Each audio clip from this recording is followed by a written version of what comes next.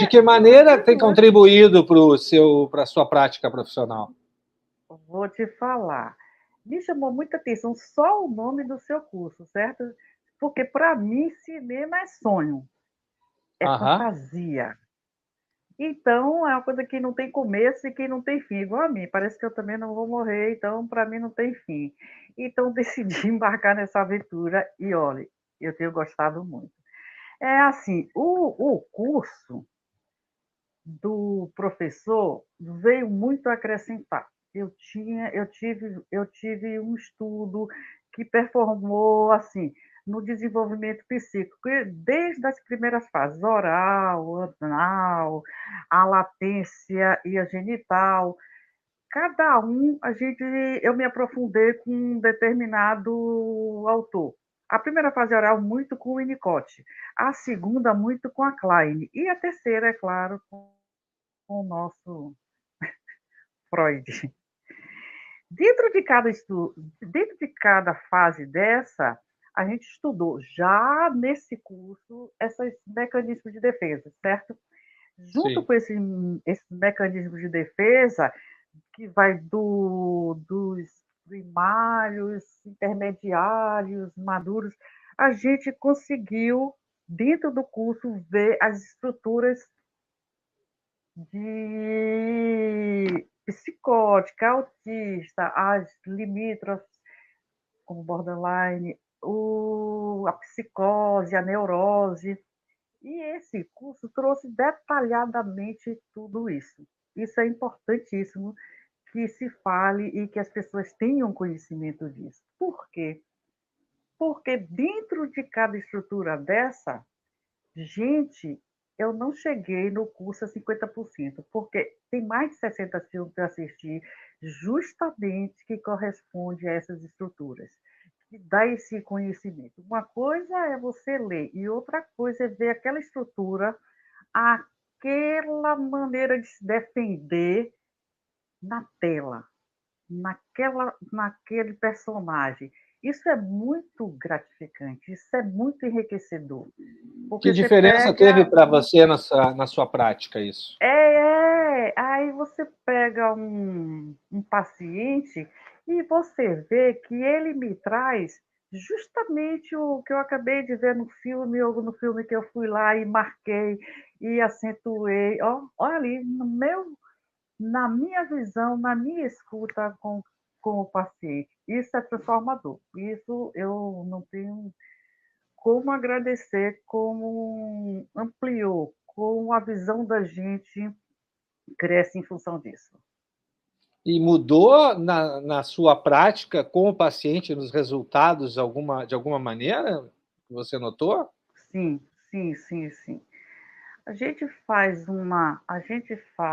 tenta fazer uma análise, mas antes dessa análise, você tem um paciente que você vê e que você sabe dos sintomas, que você antecipadamente a essa análise dos sonhos, você traz um histórico.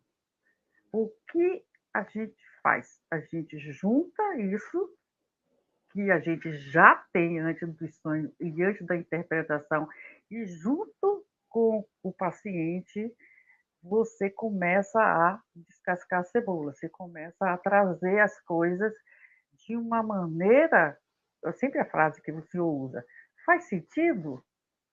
Essa frase é a frase que a gente usa sempre, que vai moldando e trazendo um entendimento conjunto entre o analista e o analisando. Isso é fantástico. Tem que fazer sentido para ele, não está certo ou errado, né? Essa é a verdade. Exatamente, exatamente, Hum. exatamente. E a gente vai chegando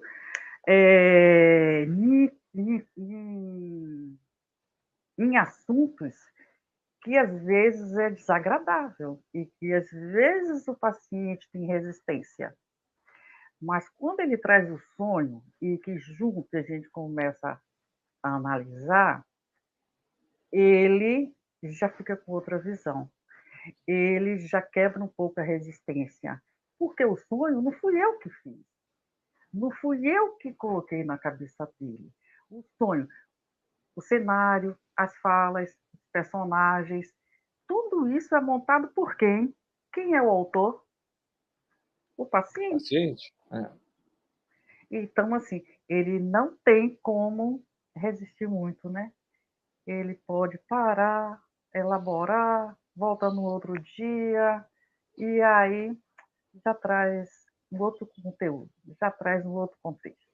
Verdade. E me diz uma coisa, como é que era, então, a sua prática clínica antes do programa? Olha só, eu já fiz curso de interpretação de sonho Hum, antes de Leonardo, sim. mas eu não tinha essa prática. É, o Como é que era? mundo de, o mundo de símbolos oníricos embaralhava. O que que Então você não embaralhava, pode. desculpa? Os símbolos oníricos que são Sim. trazidos. Sim, Exatamente. Então, assim, o que é um símbolo fálico? Trazer, justamente aqui para o que a gente está comentando, que é a repressão sexual. dessa parte de sexo. Então, esses símbolos, para o paciente, passa em branco.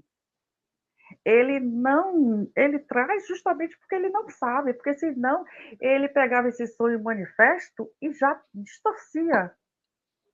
Então é importante que a gente não dê aula para o paciente.